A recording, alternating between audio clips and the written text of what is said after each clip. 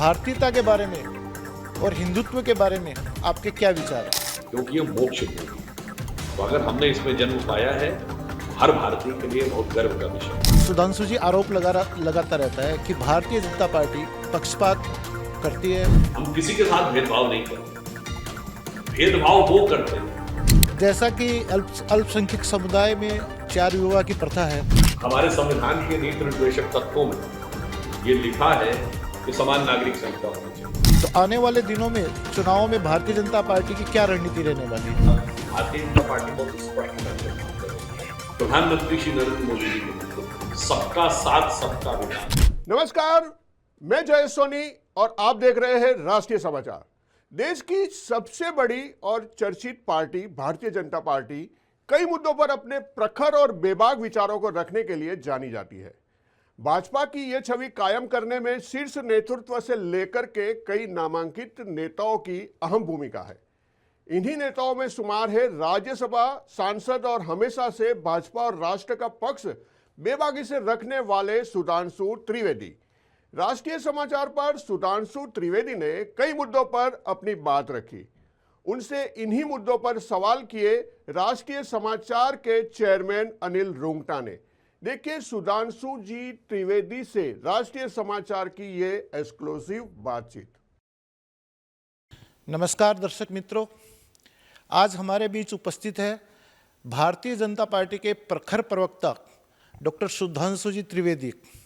आइए आज हम उनसे बातचीत करते हैं सनातन धर्म के विषय में, भारतीय संस्कृति के विषय में और भारतीय जनता पार्टी इन सब विषय में उनका क्या दृष्टिकोण है और आने वाले दिनों में भारतीय जनता पार्टी किस तरह से इस चीज़ को अपने समावेश करती है। तो नमस्कार भाई साहब। हाँ, तो सुधांशु जी आपसे निवेदन है कि भारतीयता के बारे में और हिंदुत्व के बारे में आपके क्या विचार हैं?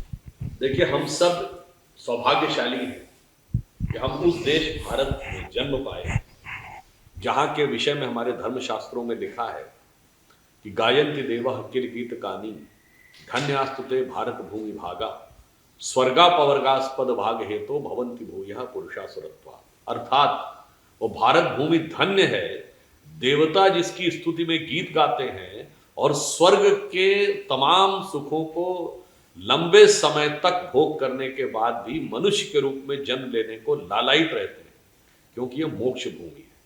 तो अगर हमने इसमें जन्म पाया है तो हर भारतीय के लिए बहुत गर्व का विषय है। और ये केवल ये नहीं कि कोई भारत और भारतीय संस्कृति, हिंदू संस्कृति के धर्म ग्रंथी इसकी आप तो प्रशंसा कर रहे हैं। आपको पता है एंशिएंट चाइनीज में भारत का नाम क्या है? चियांगजाऊ। तियानजाऊ शब्द का चाइनीज भाषा में मतलब होता है सेंटर ऑफ हेवन, यानी स्वर्ग का केंद्र। जापानीज भाषा में इसको तियानजुक कहते हैं, यानी स्वर्ग का केंद्र। और जर्मनी का बहुत बड़ा फिलोसफर ऑर्थर शोपेनहावर, जिसने उपनिषदों का जर्मन में ट्रांसलेशन किया, उसने ये कहा कि Upanishad philosophy is a product of highest human wisdom, यानी उपनिषदों का दर्शन मनुष्य के ज्ञान की पराकाष्ठा है।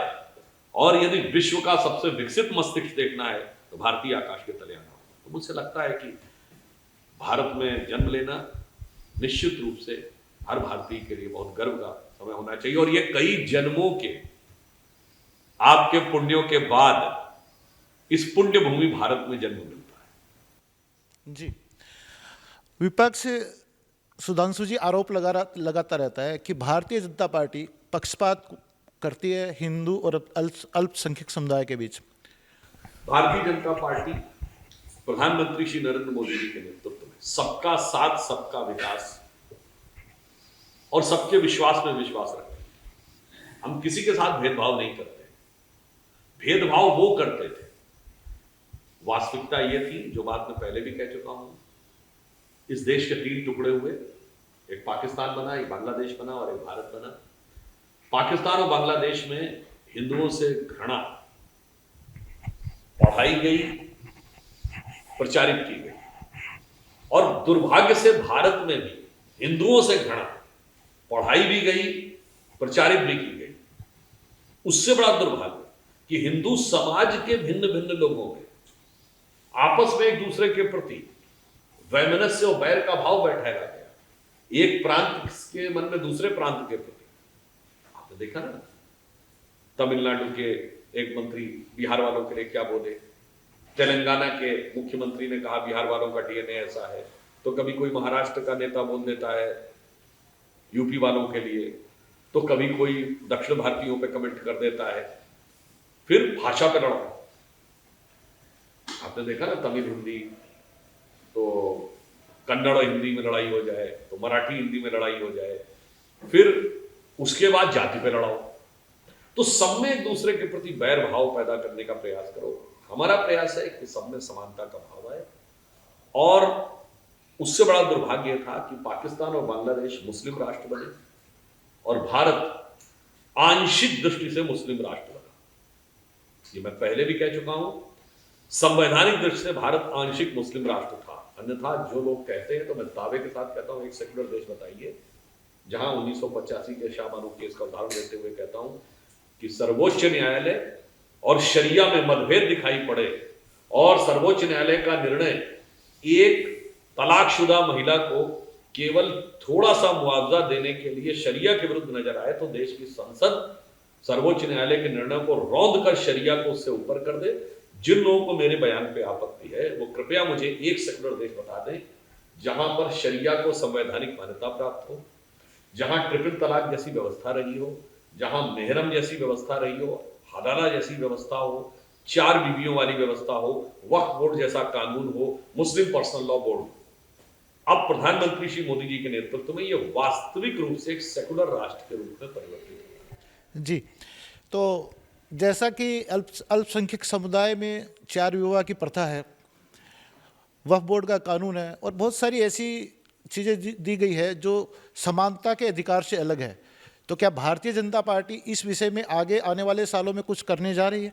देखिए, हमारे संविधान के नीति निर्देशक तत्वों में ये लिखा है कि समान नागरिक संहिता होनी चाहिए। एक नहीं अनेक बार देश के कई उच्च न्यायालय और कई बार सर्वोच्च न्यायालय ये कह चुका है समान नागरिक संहिता होनी चाहिए। और हमारा ये प्रयास है कि सभी दलगत भावनाओं से ऊपर उठकर इस दिशा में आगे हैं।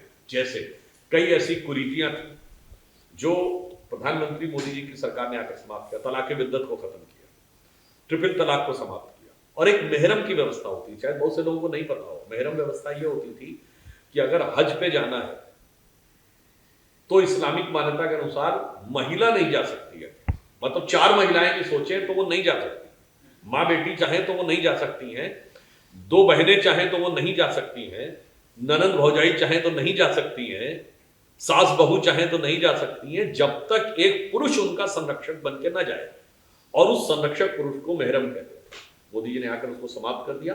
अब 2 बहनें जाना चाहें, 4 महिलाएं आपस में मिलकर जाना चाहें तो जा सकती हैं। ये जरूरी था कि धीरे धीरे समाज में जागृति आए और सबको अपने अधिकारों का स्वतंत्रता पूर्वक प्रयोग करने का अवसर मिले। और यहां एक और बात मैं स्पष्ट करूं, दुनिया के अधिकांश मुस्लिम देशों में ये नहीं।